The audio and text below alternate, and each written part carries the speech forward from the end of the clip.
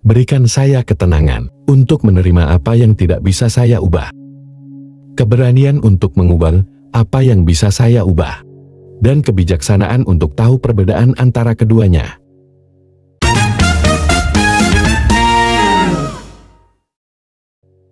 Saya suka kata-kata dari teolog Reinhold Niebuhr ini, menenangkan. Ini selaras dengan aliran pemikiran yang beberapa tahun terakhir saya berusaha jalankan dalam keseharian. Stoikisme membantu saya menjadi lebih tenang dalam keseharian. Stoikisme muncul pada zaman Yunani dan Romawi kuno, ditemukan oleh filsuf Yunani, Zeno, dan dikembangkan sederet filsuf Romawi Seneca, Epictetus, dan juga Marcus Aurelius. Selama ratusan tahun, pola pikir ini populer, baik di kalangan budak maupun aristokrat. Mereka menganggap filosofi ini sangat berguna dalam keseharian, karena mengajarkan mereka cara untuk tetap tenang, terutama ketika menghadapi situasi sulit tak terduga. Salah satu tujuan penting dalam stoikisme adalah penguasaan diri, self-mastery. Seseorang yang bisa menguasai diri dengan baik, cenderung tenang, tahan mental, dan punya emosi yang seimbang. Apa prinsip stoikisme? Penjelasan sederhana dari para stoik begini. Kita hanya bisa mengendalikan apa yang ada dalam kendali kita, yakni pikiran dan tindakan kita sendiri. Apapun di luar ini adalah hal eksternal di luar kendali kita. Karena itu, yang kita bisa kendalikan hanya penilaian kita terhadap hal-hal eksternal ini. Hal eksternal yang dimaksud adalah semua peristiwa, situasi, atau tindakan dan perilaku orang lain terhadap kita. Contoh situasi, mari kita lihat dari lensa stoikisme.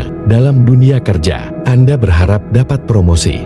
Yang ada dalam kendali Anda adalah kualitas kerja Anda, waktu, dan usaha yang Anda kerahkan untuk mencapai kinerja yang bagus, dan hasil yang harapannya maksimal. Anda juga bisa memastikan bahwa kinerja dan hasil ini terlihat oleh mereka yang punya wewenang memberikan Anda promosi. Yang tidak dalam kendali Anda di situasi ini adalah apakah bos akan memilih Anda untuk dipromosikan. Banyak faktor mempengaruhi keputusan ini, faktor di luar kendali kita.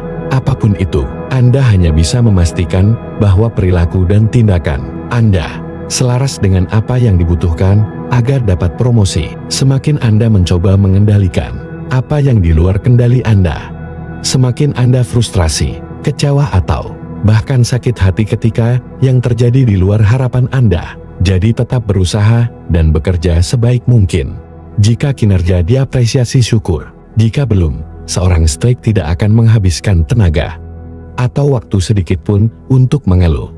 Seorang stoik menyadari dia punya kendali penuh untuk memutuskan apakah mau sabar menunggu atau pindah kerja. Sama halnya dengan persoalan keinginan kita untuk disukai. Seseorang tidak suka dengan Anda, punya persepsi buruk tentang Anda. Anda mau marah balik atau menjelaskan sampai mulut berbusa kepada orang ini.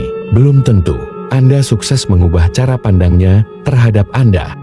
Seorang stoik tidak akan buang waktu atau energi adu mulut meyakinkan orang lain bahwa ia orang baik. Ia akan menunjukkan melalui tindakan yang selaras dengan kebajikan secara konsisten dalam kesehariannya. Speak less, act more, that's it. Kalau orang lain mau suka atau nggak suka, ya terserah dia. Dalam hidup, seorang stoik mengharapkan yang terbaik, tapi juga menyiapkan diri jika skenario terburuk terjadi. Mereka juga melatih diri menciptakan jarak emosi atau detachment yang sehat terhadap hal-hal di sekitarnya. Karena kalau kita cermati, sebetulnya nggak ada yang permanen dalam hidup ini.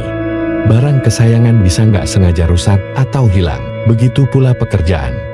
Orang tercinta bisa pergi dari kehidupan kita secara tiba-tiba. Apakah karena alasan pribadi atau dipanggil yang kuasa? Begitu pula dengan kekuasaan, kekayaan, reputasi. Nggak ada jaminan pasti keberlangsungan hal-hal ini dalam hidup kita. Berjarak secara emosi tidak menjadikan kita manusia yang dingin atau nggak peduli. Malah sebaliknya. Karena tahu betul apa yang kita miliki sekarang, orang-orang yang ada di kehidupan kita sekarang bisa hilang atau pergi kapan saja. Ini mendorong kita semakin menghargai dan tidak menyia-nyiakan mereka selagi masih ada dalam hidup kita. Sekian untuk video kali ini, semoga kita benar-benar bisa menerapkan filosofi stoicisme dalam perjalanan hidup kita. Terima kasih telah menonton, dan sampai jumpa di video selanjutnya.